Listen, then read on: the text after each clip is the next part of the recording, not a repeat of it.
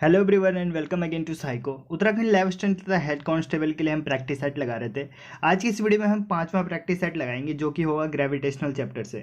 Class 11 physics का ये chapter है ग्रेविटेशनल गुरुत्वाकर्षण। इससे आज हम इंपॉर्टेंट क्वेश्चन को एमसीक्यू के फॉर्मेट में लगाएंगे। ओके, और अगर आपने इससे पहले की 4 वीडियो को नहीं देखा तो आप उसे भी देख सकते हैं। और यदि आपने इस चैप्टर की थ्योरी क्लास नहीं देखी है तो आपको इस वीडियो को शुरू करने से पहले थ्योरी क्लास देखनी चाहिए, तब जाके आपको इस क्लास का फायदा होगा। तो चलिए शुरू करते हैं आज की इस वीडियो को। आज की इस वीडियो में हम ग्रेविटेशनल चैप्टर से इंपॉर्टेंट एमसीक्यू को सॉल्व करेंगे। पहला क्वेश्चन देखते हैं। पहला क्वेश्चन क्या है? पहला क्वेश्चन है कि which law describe the orbits of planet around the sun. हमसे बोला गया है कि कौन सा नियम सूर्य के चारों ओर ग्रह की कक्षाओं का वर्णन करता है। ओके, तो कौन सा नियम हमने पढ़ा था ग्रेविटेशनल चैप्टर में?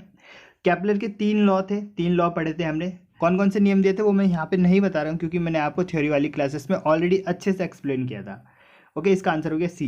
नेक्स्ट क्वेश्चन देखते हैं कि the sum of kinetic and potential energy is when a missile is launch with a velocity less than the escape velocity. हमसे पूछा गया है कि गतिज ऊर्जा और स्थितिज ऊर्जा का योग क्या होगा जब किसी मिसाइल को पलायन वेग से कम वेग से प्रक्षेपित किया जाता है। तो काइनेटिक एनर्जी और पोटेंशियल एनर्जी का सम क्या होता है? मैकेनिकल एनर्जी होता है। छोटी क्लास में हम पढ़ते हुए आ रहे हैं कि काइनेटिक एनर्जी और पोटेंशियल एनर्जी के सम को हम बोलते हैं मैकेनिकल एनर्जी। अब किसी मिसाइल को हम छोड़ रहे हैं, वो भी पलायन वेग से कम। पलायन वेग कितना है अर्थ का? 11.2 किलोमीटर पर सेकेंड। अगर हम इससे कम वेलोसिटी दे रहे हैं तो इसका मतलब क्या है कि वो जो अर्थ की ऑर्बिट है उसको पार भी नहीं कर पाएगी।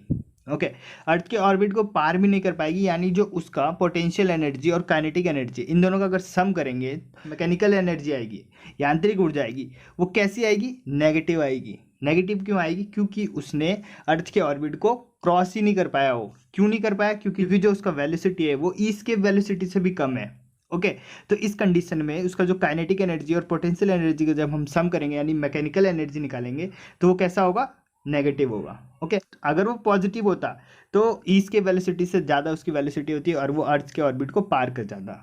ओके, तो इसका आंसर हो गया ऑप्शन नंबर 2 यानी कि नेगेटिव। क्वेश्चन नंबर 3 देखते हैं। क्वेश्चन है कि if the distance between the earth and sun doubles what would be the duration of the year. बोला गया है कि यदि सूर्य से पृथ्वी तक की दूरी को डबल कर दिया जाए, दुगना कर दिया जाए, तो एक साल में कितने दिन होंगे? पृथ्वी पर एक साल में कितने दिन होंगे ये पूछा गया है। तो इसमें क्या करेंगे? केपलर का जो थर्ड नियम है वो लगाएंगे। केपलर ने थर्ड नियम में क्या बोला था कि टी स्क्वायर जो उसका आवर्तकाल होगा यानी एक चक्कर जो लगाएगा, परिक्रमण करेगा सूर्य का, वो डायरेक्टली प्रोपोर्शनल किसके होगा?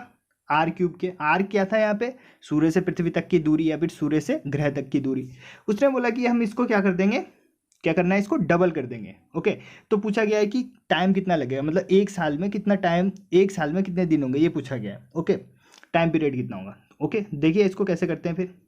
माना कि पहले क्या था, टाइम T1 लग रहा था। ओके, और अब बाद में क्या लग रहा है? T2 लग रहा है। तो मान के चलते पहले T1 लग रहा था तो T1 का स्क्वायर इज इक्वल टू के। के क्या है यहाँ पे? कांस्टेंट आता है जब प्रोपोर्शनल का साइन हटाते हैं। ओके, इज इक्वल के इंटू R1 का क्यूब। R1 क्या है? पहले जो दूरी थी सूर्य से पृथ्वी तक की, जो पहले दूरी थी वो। अब क्या लिया मैंने? T2 जो नया टाइम आएगा, इसका स्क्वायर इज इक्वल टू के R2 ले लिया मैंने, जो कि क्या है? हमारी पृथ्वी से सूर्य तक की नई दूरी है, जो उसने क्या बोला है कि डबल है। यानी कि अगर ये R1 था पहले तो अब क्या हो जाएगा? ये 2R1 का होल क्यूब। इन दोनों को डिवाइड कर देते हैं। ठीक है, के से के कट जाएगा, R1 से R1 क्यूब से R1 क्यूब कट जाएगा, और 2 का क्यूब करेंगे तो कितना हो जाएगा? 8 हो जाएगा। ठीक है, तो यहाँ पे क्या है? T1 का स्क्वायर अपॉन T2 का स्क्वायर इज इक्वल टू, इधर क्या बचा है हमारा? 1/8। 1/8 बचा है, बाकी सब कट गए। ठीक, हमें निकालना है T2। ओके, तो इसको इधर भेजेंगे, इसको इधर भेजेंगे इसके पास। ओके, तो भेज देते हैं। T2 का स्क्वायर क्या होगा? T1 का स्क्वायर इंटू 8 गुना। ठीक है, अब T1 क्या होगा? T1 नॉर्मल कितना होता है? एक साल में कितने दिन होते हैं? 365 दिन होते हैं। ओके, तो 365 दिन रखेंगे यहाँ पे। T2 की value T2 square is equal to 365 गुना 8। ठीक है, और यहाँ पे क्या था? T1 का स्क्वायर था, ये भी स्क्वायर हो जाएगा इसका। ठीक है, अब हमें निकालना है T2 की वैल्यू, तो इसको इधर भेज दूंगा, ये स्क्वायर को इधर भेज दूंगा, तो ये हो जाएगा रूट, यानी कि T2 की वैल्यू क्या हो जाएगी? अंडर रूट 365 का होल स्क्वायर इंटू 8। ठीक है, अब इससे तो ये कट जाएगा, और 8 का करेंगे जब हम रूट तो कितना आएगा? 2√2 आएगा। Okay, T2 is equal to कितना आ गया? ये तो बाहर आ गया था 365, ओके, इंटू 2√2, जब 8 का हम रूट करेंगे तो ये आएगा। ओके, अब इसको सॉल्व करना है, आपका आंसर आ जाएगा। ठीक है, T2 बराबर 365 इंटू 2, और √2 की वैल्यू कितनी होती है 1.41। इन सबको इंटू करने पे हमारा आंसर आएगा 1029.03, लगभग इतना आएगा। ठीक है, इतना आया हमारा 1029 पॉइंट समथिंग ये आया। अब ऑप्शन में देखिए कि इसके करीब कौन सी वैल्यू है, तो जो ऑप्शन नंबर डी है वो इसके बहुत ज़्यादा करीब है, तो हमारा ऑप्शन नंबर डी सही हो जाएगा। ओके, तो ऑप्शन नंबर डी में क्या है 1032 दिन, तब 1032 दिन होंगे जब हम इसको जब हम सूर्य से पृथ्वी तक की दूरी को क्या कर देंगे, डबल कर देंगे। ठीक है, तो इस क्वेश्चन में कुछ नहीं था, आपको फॉर्मूला पता होना चाहिए था, T² is directly proportional to R³। और दूसरी इसमें क्या चीज़ है, इसमें कैलकुलेशन है, तो गुना भाग अगर आपको आता है ढंग से, रूट निकालना आता है तो ये फटाफट हो जाएगा। ठीक है, बाकी इस क्वेश्चन में कुछ नहीं था। इसका आंसर क्या हो गया 4, यानी कि 1032 दिन। नेक्स्ट क्वेश्चन देखते हैं। नेक्स्ट क्वेश्चन है इन अ मैन्ड सैटेलाइट, यानी कि मानवयुक्त उपग्रह में people experience no gravity and it's is known as. मानवयुक्त उपग्रह में लोगों को गुरुत्वाकर्षण का अनुभव नहीं होता है, इस घटना को क्या बोलते हैं, क्या बोलते हैं। ऑप्शन नंबर ए है कि gravity weight, option number B है ग्रेविटेशनल वेट, और सी है वेटलेसनेस यानी कि भारहीनता, ऑप्शन नंबर 4 के लेस वेट ग्रेविटी। तो इस फिनोमेना को क्या बोलते हैं, ऑप्शन नंबर सी है जो हमारा वेटलेसनेस यानी कि भारहीनता बोलते हैं इसको। जब किसी सैटेलाइट में जो लोग होते हैं उनको ग्रेविटी का अनुभव नहीं होता है तो उनका वेट क्या हो जाता है, वहाँ पे 0 हो जाता है, ऐसा लगता है कि उनका कोई वेट ही नहीं है, तो इस घटना को क्या बोलते हैं, भारहीनता या फिर वेटलेसनेस। ओके, इसका ऑप्शन नंबर सी हो गया हमारा राइट। नेक्स्ट क्वेश्चन देखते हैं।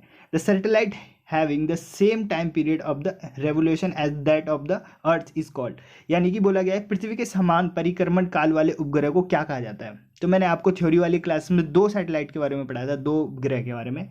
एक पढ़ाया था मैंने आपको जियो स्टेशनरी सैटेलाइट यानी कि भूस्थिर उपग्रह, और एक पढ़ाया था मैंने आपको पोलर सैटेलाइट यानी कि ध्रुवीय उपग्रह। तो जब मैंने आपको जियो स्टेशनरी सैटेलाइट के बारे में बताया था तो मैंने ये बोला था कि ये जो जियो स्टेशनरी सैटेलाइट होते हैं ये पृथ्वी के बराबर घूमते हैं, यानी कि अगर यहाँ पे कोई व्यक्ति है, इसके ऊपर जियो स्टेशनरी सैटेलाइट है, तो ये हमेशा इसी के ऊपर रहेगा। क्यों? क्योंकि ये पृथ्वी के साथ ही घूमता है, पृथ्वी के साथ, यानी पृथ्वी अगर एक राउंड कितना 24 घंटे में मारती है तो ये भी एक राउंड कितना 24 घंटे में ही लगाएगा। ठीक है, तो ये था जियो स्टेशनरी सैटेलाइट।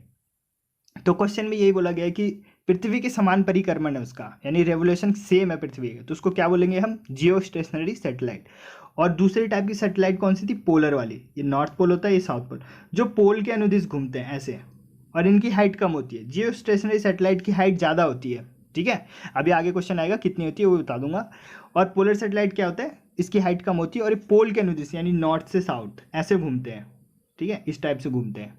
ओके, तो इसका आंसर क्या हो गया, जियो स्टेशनरी सैटेलाइट यानी कि भू स्थिर उपग्रह ये होते हैं जो हमारे पृथ्वी के समान परिक्रमण करते हैं।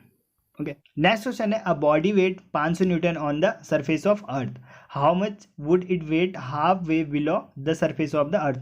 हमसे बोला गया है कि पृथ्वी सतह पर एक कोई पिंड है, उसका वजन कितना है, 500 न्यूटन है, वजन दे रखा है। ठीक है, भार, मास नहीं। और हमसे पूछा गया कि इसका भार पृथ्वी सतह से आधा नीचे जाने पर कितना हो जाएगा। पृथ्वी की सतह पे है वो अभी, तो उसका भार है 500 न्यूटन, उस पृथ्वी की सतह से हम आधा और नीचे जाएंगे तो उसका वजन कितना हो जाएगा। तो काफ़ी अच्छा क्वेश्चन है, देखिए इसको कैसे सॉल्व करेंगे। तो यहाँ पे पहला फॉर्मूला क्या लगेगा, वेट का फॉर्मूला लगेगा, यानी कि W = mg, mg लगेगा। ठीक है, हमें यहाँ पे m तो पता नहीं है, ठीक है, W पता है, ठीक है, और g पता होता है। ठीक, तो पहले हम m निकाल लेते हैं। W हमें दे रखा कितना 500 न्यूटन, m हमें निकालना है, और g की वैल्यू हम 10 ले लेते हैं। ठीक है, तो इसकी m की वैल्यू कितनी आ जाएगी 50 kg, 50 kg आ गई हमारी m की वैल्यू। ठीक है, अब देखिए जब हम पृथ्वी सतह से आधा नीचे जाएंगे तो g की वैल्यू में चेंजेस होंगे।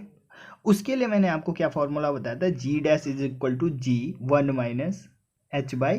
- h/r, ये फॉर्मूला बताया था जब हम पृथ्वी सतह से h नीचे जाते हैं, ये बताया था मैंने आपको। और हम कितना नीचे जा रहे हैं, h का मतलब क्या है, कितना नीचे जा रहे हैं, तो हम जा कितना नीचे रहे हैं, आधा नीचे जा रहे हैं। आधा नीचे जा रहे हैं इसका मतलब क्या होगा कि रेडियस का आधा जा रहे हैं हम, यानी r/2, यानी h की जगह में क्या रख सकता हूँ, r/2 रख सकता हूँ। ठीक है, तो रख देते हैं G = G1 - ये h की जगह रख देता हूँ r/2, और नीचे तो r है ही। ठीक है, r से r कट जाएगा, यहाँ बचेगा 1/2। ठीक है, G' = G1 - 1/2। ठीक है, एक में से आधा जाएगा तो कितना बचेगा, आधा ही बचेगा, यानी कि G' की वैल्यू क्या हो जाएगी, G की आधी हो जाएगी। ठीक है, जो नया वाला G' आया वो पुराने वाले G का क्या होगा, आधा होगा। ठीक है, अब हम वेट निकाल लेते हैं। तो W = mg, M G dash लगाते हैं, ठीक है। हमें एम की वैल्यू पता है, एम की वैल्यू कितनी थी, एम की वैल्यू थी 50, ठीक है। और जी डैश की वैल्यू कितनी आई थी, जी डैश की वैल्यू आई थी 1/2, 1/2 आई थी ना, 1/2 जी, 1/2 ऑफ जी, ये आया था, ठीक है। सारी वैल्यू रख देते हैं यहाँ पे, तो W is equal to W dash है नया वाला, ठीक है। 50 इंटू 1/2 तो था ही, इंटू जी, जी की जगह कितना रखूँगा 10, तो इसको काटते हैं तो कितने जाएगा 25 बार में, और 25 गुना 10 कितना हो जाएगा 250, 250 न्यूटन, ये आ गया हमारा नया वेट, ठीक है। तो इसका आंसर क्या हो जाएगा, ऑप्शन नंबर सी, यानी कि 250 न्यूटन, ठीक है। समझ में आ गया कैसे करना है, दो फार्मूले लगाने थे, दोनों फार्मूले लगाए हमने और आंसर आ गया, ठीक। ऑप्शन नंबर इसका सी राइट है। नेक्स्ट क्वेश्चन देखते हैं, who among the following first give the experimental velocity of G. तो ये भी मैंने आपको थ्योरी क्लासेस में बताया था कि जी की वैल्यू को सबसे पहले किसने कैलकुलेट किया था, या फिर जी की जो ये जी क्या है हमारा यूनिवर्सल ग्रेविटेशनल कांस्टेंट है ये, इसकी वैल्यू सबसे पहले किसने कैलकुलेट की थी, तो हेनरी कैवेंडिश ने। ऑप्शन नंबर ए है जो हमारा हेनरी कैवेंडिश, इसने कैलकुलेट की थी। और इसकी वैल्यू कितनी होती है 6.67 इंटू 10⁻⁻11 न्यूटन मीटर स्क्वायर पर केजी स्क्वायर, ठीक है, ये होता है। इजी क्वेश्चन था। नेक्स्ट क्वेश्चन है, if the distance between the earth and the sun were half its present value the number of the day in the year. Same question वैसे जैसे हमने भी पीछे किया था। तो ये जो क्वेश्चन नंबर 8 है, इसका आंसर आपने नीचे कमेंट बॉक्स में कमेंट करना है, ठीक है। मैं कमेंट का इंतजार करूंगा। 8 नंबर क्वेश्चन का आपको आंसर बताना है, ठीक। नेक्स्ट क्वेश्चन है कि the masses of 2 planets are in the ratio of, ये दे रखा है, and their radii are in the ratio of, ये दे रखा है। The acceleration due to gravity on the planet are, पूछा है उनका रेशियो बताओ। हमें दे रखा है कि 2 प्लेनेट है, उनके द्रव्यमान का रेशियो दे दिया, ठीक है, उनका अनुपात दे दिया, और उनका जो त्रिज्या है उनका भी अनुपात दे दिया है, और हमसे पूछा गया है कि गुरुत्वीय त्वरण का अनुपात बताओ, ठीक है। तो कुछ नहीं है, बहुत ईजी क्वेश्चन है। ग्रेविटेशनल एक्सेलरेशन का फॉर्मूला लगाना है हमने, क्या होता है, g is equal to capital G m/r², होता है ना ये। तो पहले वाले के लिए तो मैं मान लेता हूँ जी है, दूसरे वाले के लिए मान लेता हूँ कि जी डैश है, इन दोनों का रेशियो बताना इज इक्वल टू जी, दूसरे वाले का द्रव्यमान m2 मान लेता हूँ, और जो उसका रेडियस है वो r2 मान लेता हूँ, r2 का स्क्वायर, ठीक है। अब देखिए जी से तो जी कट जाएगा, है ना। आगे इसको सॉल्व करते हैं, g/g dash is equal to, ऊपर क्या था m, और m हमें दे रखा है, m1 क्या दे रखा है 1, तो 1 आ जाएगा, ठीक है। और r1 कितना दे रखा है उसने, वो भी 1 दे रखा है, 1 का स्क्वायर करेंगे 1 आ जाएगा, ठीक है। नीचे क्या है हमारा m2/r2², तो m2 की वैल्यू कितनी दे रखी है उसने 2 रख दो यहाँ पे। r2 का स्क्वायर, r2 कितना दे रखा है 2, इसका स्क्वायर करेंगे तो कितना हो जाएगा 4, ठीक है। इसको सॉल्व करते काटते हैं, ये आएगा 1/2, 2 ऊपर चल जाएगा, कितना आ जाएगा 2 आ जाएगा, ठीक है। तो जी की वैल्यू कितनी आ जाएगी, जी डैश इंटू 2, ठीक है। अनुपात निकाल देते हैं, यानी g/g dash is equal to कितना आ जाएगा 2/1, यानी कि इसका अनुपात कितना आ गया 2:1, कितना आ रहा है इसका अनुपात 2:1 आ रहा है, ठीक है। ऑप्शन नंबर किस में, बी में, ऑप्शन नंबर बी सही है, ठीक है। ऑप्शन नंबर ए सही है क्या, बी होगा सही। फिर से करके देखते हैं, g/g डैश हमसे पूछा गया the acceleration due to gravity on the planet are in, ठीक है, सेम उसमें पूछा गया। तो g/g तो ये तो कट ही जाएगा, ठीक है। m1 कितना दे रखा है 1, और r1 कितना दे रखा है 1, ठीक है। m2 कितना दे रखा है 1, और r2 दे रखा है 2 का हो गया 4, ठीक है। इसको सॉल्व करते हैं, ये 2 दे रखा है, ठीक है, इसको ऊपर भेजेंगे तो 4/2 हो जाएगा, ठीक है। यानी g/g dash is equal to 4/2 हो जाएगा, 4/2 से काटेंगे 2 कटेगा, ठीक है। तो 2 रेशियो 1 ही तो आ रहा है, ठीक है। तो g डैश क्या आ रहा है 2 रेशियो 1 आ रहा है, ठीक है। एक बार इसे आप खुद से सॉल्व करके देख लेना, शायद कैलकुलेशन में मिस्टेक होगी, लेकिन यही होगा। ऑप्शन नंबर बी मेरे ख्याल से सही है, 2:1 होगा, ठीक है। एक बार आप खुद से भी कैलकुलेट करके देख लेना, 2:1 ही होगा, ठीक है। नेक्स्ट क्वेश्चन देखते हैं। नेक्स्ट क्वेश्चन है, the time period T of the artificial satellite of the earth depend on the density P of the earth S, ठीक है। तो ये फार्मूला मैं आपको थ्योरी वाली क्लासेस में बताना भूल गया था, तो यहाँ पे मैं आपको एक फार्मूला बता देता हूँ कि टाइम पीरियड और जो डेंसिटी होती है किसी प्लैनेट का, उन दोनों में क्या रिलेशन होता है। तो जो टाइम पीरियड होता है वो डायरेक्टली प्रोपोर्शनल होता है 1/√ρ, यानी डेंसिटी के। जो टाइम पीरियड होता है वो किसी भी प्लैनेट के घनत्व के अंडर रूट के इनडायरेक्टली प्रोपोर्शनल होता है, ठीक है, इनडायरेक्टली प्रोपोर्शनल होता है। तो ये है हमारा ऑप्शन नंबर सी में है, यानी t is indirectly proportional to अंडर√ρ, ठीक है। ये आपको ये वाला फॉर्मूला आपको याद रखना है डेंसिटी से। नेक्स्ट वीडियो में हम इस फॉर्मूले के ऊपर क्वेश्चंस भी करेंगे, ठीक है। नेक्स्ट क्वेश्चन देखते हैं, नेक्स्ट क्वेश्चन है which of the following is the evidence to show that there must be a force acting on earth directed toward the sun. बोला गया है कि निम्नलिखित में से कौन सा प्रमाण यह दर्शाता है कि पृथ्वी पर सूर्य की ओर एक बल कार्य करता है। तो निम्न में से कौन सा प्रमाण दर्शाता है। तो जो पृथ्वी है सूर्य के चारों ओर चक्कर लगाती है, ये किस कारण होता है, क्योंकि पृथ्वी के ऊपर एक बल कार्य करता है। कौन सा बल कार्य करता है, अट्रैक्शन फोर्स कार्य करता है, जो कौन लगाता है, सूर्य लगाता है। इसी की वजह से पृथ्वी सूर्य के चारों ओर चक्कर लगाती है। तो जो हमारा पहला वाला ऑप्शन है revolution of earth around the sun, ये वाला सही हो जाता है। इसी की वजह से हमें पता चलता है कि पृथ्वी की सतह पर एक बल कार्य करता है जिसकी डायरेक्शन किधर होती है, सूर्य की तरफ होती है, यानी सूर्य की तरफ अट्रैक्ट होता है वो। ओके, नेक्स्ट क्वेश्चन देखते हैं। नेक्स्ट क्वेश्चन है in order to find the time the astronaut orbiting in the earth satellite should use. बोला गया है कि समय का पता लगाने के लिए पृथ्वी उपग्रह में परिक्रमा कर रहे अंतरिक्ष यात्री को उपयोग करना चाहिए। निम्न में से कौन सी घड़ी उपयोग करनी चाहिए जिससे वो समय का पता लगाए जब वो एक सैटेलाइट में है जो कि अर्थ का चक्कर लगा रही है। ठीक है, तो उसे कौन सी घड़ी का उपयोग करना चाहिए। तो पहला ऑप्शन है पेंडुलम क्लॉक। ठीक है, पेंडुलम क्लॉक, इसमें आपको टाइम पीरियड का पता है, आपको फॉर्मूला नहीं पता तो T=2π√L/G होता है। अब ये फॉर्मूला मैं यहाँ पे क्यों लिख रहा हूँ, क्योंकि यहाँ पे देखिए जी है, जी किसके, टाइम पीरियड के इनडायरेक्टली प्रोपोर्शनल है। अब जो सैटेलाइट पृथ्वी के चारों ओर घूम रहा है उसके अंदर ग्रेविटी कितनी होगी, जीरो ग्रेविटी होगी। जीरो ग्रेविटी होगी तो जी की वैल्यू यहाँ पे क्या हो जाएगी, जीरो। और समथिंग बटे जीरो क्या होता है, इनफाइनिट होता है, अनंत होता है।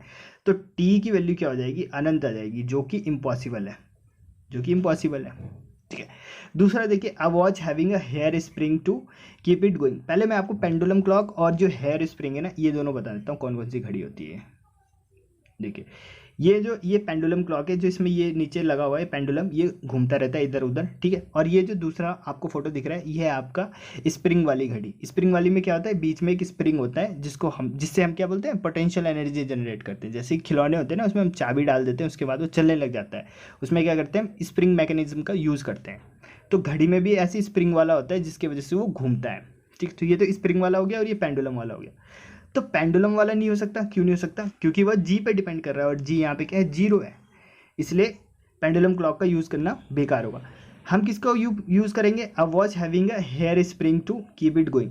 हम ऐसे वॉच का इस्तेमाल करेंगे जो स्प्रिंग मैकेनिज्म पे काम कर रही होगी, क्योंकि हमें पता है, जैसे हमने स्प्रिंग फार्मूला पढ़ा था ना, F=-K/X। के क्या था, जहाँ पे स्प्रिंग कांस्टेंट था, एक्स क्या था, जो दूरी होती है, जितनी दूरी बदलती है, एफ क्या होता है, फोर्स, पोटेंशियल फोर्स। ठीक है, तो यहाँ पे आपको दिख रहा होगा जो स्प्रिंग कांस्टेंट है वो किसी भी जी पे, कोई भी जी पे डिपेंड नहीं करता है। ठीक है, यानी इसमें जी का कोई रोल ही नहीं है। तो जब जी का कोई रोल ही नहीं है तो हम इसी घड़ी का यूज़ करेंगे, क्योंकि इस पे जी का कोई इफेक्ट ही नहीं पड़ रहा है। जबकि पेंडुलम वाली घड़ी में जी पे इफेक्ट पड़ रहा है, यानी जी के अगर जीरो हो, क्योंकि अगर जी जीरो हो जा रहा है तो वो अनंत दिखा रहा है उसका टाइम पीरियड। ठीक, तो पेंडुलम का नहीं करेंगे, हम किसका उपयोग करेंगे, जो स्प्रिंग वाली घड़ी होती है उसका इस्तेमाल करेंगे। ठीक है, तो इसका ऑप्शन नंबर कौन सा हो गया, सही, बी। ठीक, नेक्स्ट क्वेश्चन देखते हैं। नेक्स्ट क्वेश्चन है the orbital speed of Jupiter. Brihaspati की कक्षीय गति पूछी गई है। बृहस्पति की कक्षीय गति, option number A less than orbital speed of earth. जो अर्थ होता है उससे कम होता है, ग्रेटर देन होता है, इक्वल होता है या फिर जीरो होता है। तो आपको सभी ग्रह का पता होना चाहिए एक सीक्वेंस में, मैं आपको बता देता हूँ। ये है ऑर्बिटल स्पीड ऑफ प्लैनेट। ठीक है, तो देखिए स्पीड देखते हैं, आपको क्रम तो पता है ना, मरकरी यानी कि पहले क्या होता है, बुध होता है, फिर शुक्र होता है, पृथ्वी, मंगल। ठीक है, ये सब होते हैं। अब यहाँ पे आपको सबके ऑर्बिटल स्पीड देखें। ऑर्बिटल स्पीड मतलब कि सन का एक पूरा चक्कर लगाने में कितना दिन लग रहा है, उसको बोल रहे हैं ऑर्बिटल स्पीड। तो मरकरी है वो इतना, ठीक है, विनस का ये है, फिर अर्थ का ये है, और मार्स का ये है, जुपिटर का ये है, ये तो लाइन में होता है। ठीक है, तो देखिए यहाँ पे उसने बोला था कि जुपिटर का यानी कि बृहस्पति का क्या होता है, पृथ्वी से कम होता है, पृथ्वी के रिस्पेक्ट में बोला है। तो देखिए पृथ्वी का तो ये होता है 29.78 और जुपिटर का कितना होता है 13.07। तो क्या दिख रहा है यहाँ पे, पृथ्वी के ऑर्बिटल स्पीड से जुपिटर का ऑर्बिटल स्पीड क्या है, कम है। ठीक है, इसका ऑर्बिटल स्पीड कम है। और एक तो ये ऑर्बिटल स्पीड होता है, ठीक है, पूरा एक ऑर्बिट कंप्लीट करने में जो उसकी स्पीड रहती है। और एक होता है रोटेशनल स्पीड, जो मैंने यहाँ पे आपको दिखा रखा है डिफरेंट प्लेनेट के। रोटेशनल स्पीड मतलब कि जो अपने अक्ष पे वो जो घूम रहा है जिस स्पीड से, उसको बोलते हैं रोटेशनल स्पीड। तो यहाँ पे दे रखा है मैंने, आप यहाँ से देख सकते हो। हमसे पूछा गया था ऑर्बिटल स्पीड, जुपिटर की ऑर्बिटल स्पीड पृथ्वी की ऑर्बिटल स्पीड से क्या है, कम है। तो ये किस में है, less than orbital speed of earth, यानी कि ऑप्शन नंबर ए हमारा बिल्कुल सही है। नेक्स्ट क्वेश्चन देखते हैं। नेक्स्ट क्वेश्चन है वेटलेसनेस, ये अभी हमने पीछे देखा था, ठीक है, भारहीनता। Experience while orbiting the earth in the space ship is the resultant of, ठीक है, हमसे पूछा गया भारहीनता की जो वो घटना होती है, अभी हमने पीछे भी डिस्कस किया, वो किसकी वजह से होता है, किसकी वजह से होता है? जीरो ग्रेविटी की वजह से होता है, सेंटर ऑफ ग्रेविटी की वजह से होता है, इनर्शिया की वजह से होता है, या एक्सेलरेशन की वजह से होता है? तो इस क्वेश्चन पे 90% बच्चे गलत करेंगे, ठीक है, वो लगाएंगे टिक ए पे, जीरो ग्रेविटी, ठीक है। तो इसका आंसर बिल्कुल गलत होता है, जीरो ग्रेविटी नहीं है, इसका आंसर है एक्सेलरेशन की वजह से होता है। एक्सेलरेशन ड्यू टू ग्रेविटी की वजह से, एक्सेलरेशन ड्यू टू ग्रेविटी की वजह से वहाँ पे वेटलेसनेस की स्थिति उत्पन्न होती है, यानी भारहीनता की स्थिति किसकी वजह से उत्पन्न होता है? एक्सेलरेशन की वजह से, ठीक है, जीरो ग्रेविटी की वजह से नहीं होता है, ठीक है। भारहीनता की स्थिति, भारहीनता की स्थिति किससे होता है? एक्सेलरेशन से। तो ये आपको ध्यान रखना है, एक्सेलरेशन यानी कि त्वरण होगा इसका आंसर, ठीक है।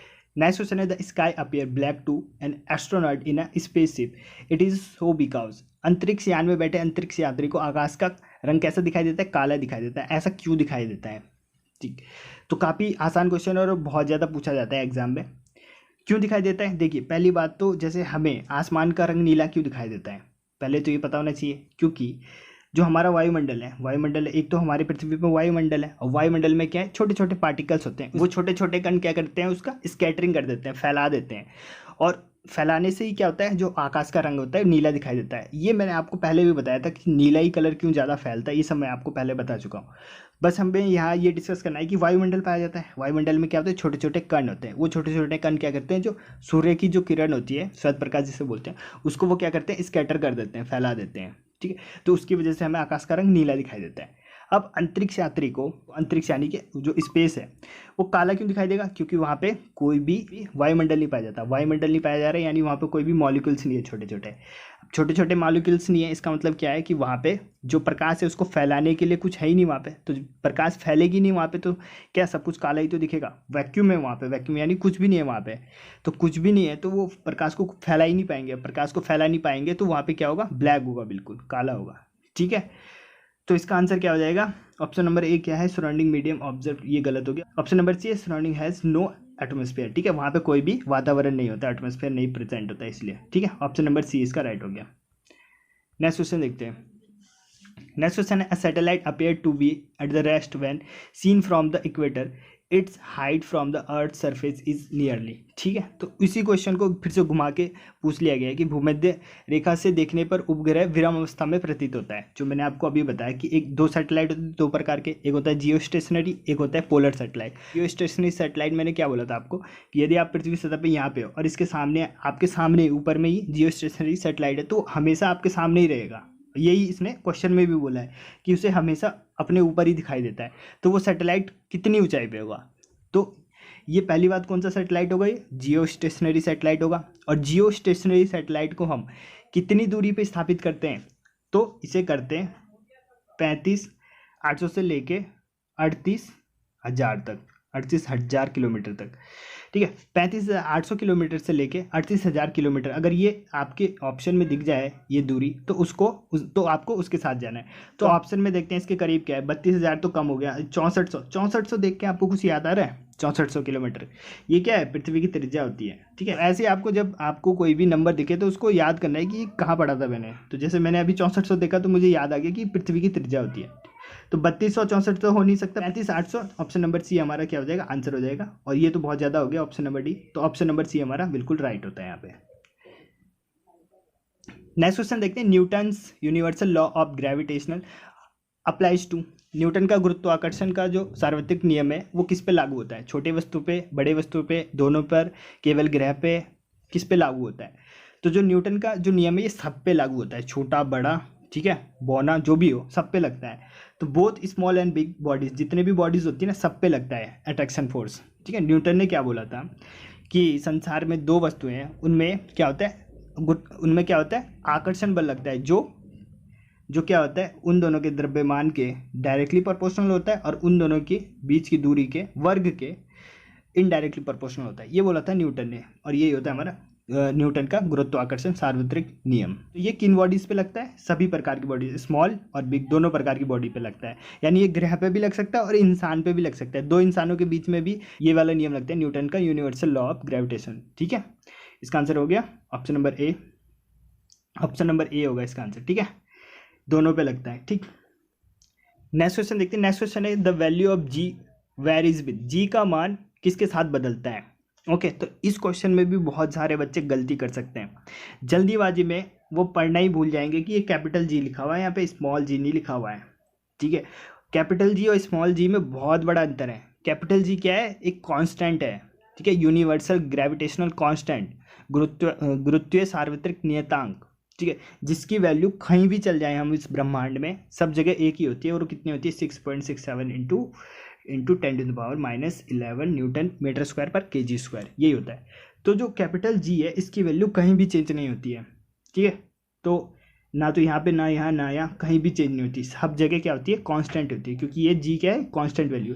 जबकि स्मॉल जी की वैल्यू चेंज होती है, क्यों, क्योंकि इसका मैंने आपको बता रखा है, बहुत सारे पृथ्वी पर रहेंगे तो यहाँ पे भी चेंज होगा, प्लेनेट के अकॉर्डिंग भी चेंज होगा, क्योंकि ये बहुत सारे फैक्टर्स पे डिपेंड करता है। अभी आगे क्वेश्चन आएगा, ये क्वेश्चन है, देखिए, force of gravitational attraction is least, ठीक, गुरुत्वाकर्षण बल सबसे कम कहाँ पर होता है, या फिर गुरुत्वाकर्षण बल बोले या फिर गुरुत्व त्वरण बोले, जी दोनों एक जैसे ही हैं, ठीक है। तो गुरुत्वाकर्षण बल या फिर ग्रेविटेशनल एक्सेलरेशन जी सबसे कम कहाँ पर होता है, तो मैंने आपको कई बार बता दिया, ये हमारी पृथ्वी है, और जैसे कि आपको पता है कि हमारी जो पृथ्वी होती है वो ध्रुवों पे से क्या है, चपटी है, गोल नहीं है। तो अगर हम रेडियस निकालें, रेडियस क्या होता है, सेंटर से लेके परिधि तक की दूरी को रेडियस बोलते हैं।